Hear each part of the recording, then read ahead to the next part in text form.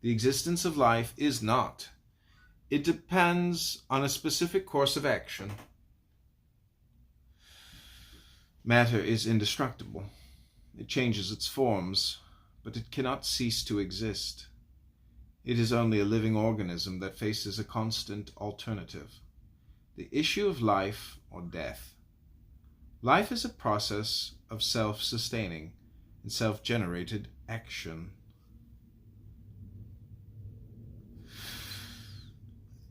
If an organism fails in that action, it dies. Its chemical elements remain, but its life goes out of existence.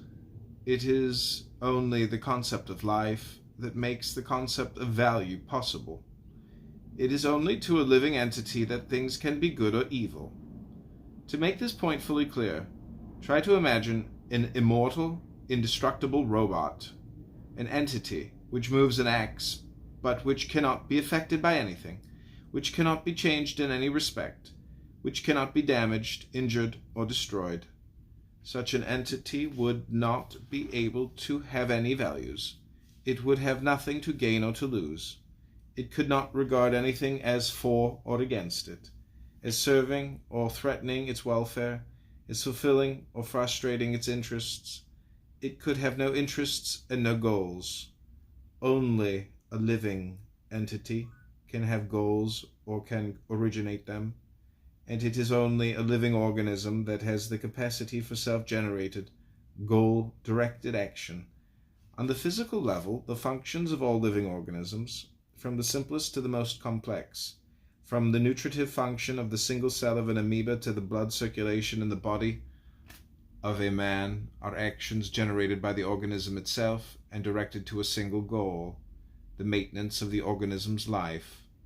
An organism's life depends on two factors: the material or fuel which it needs from the outside, from its physical background, and the action of its own body, the action of using that fuel properly.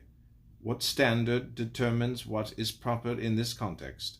The standard is the organism's life, or that which is required for the organism's survival.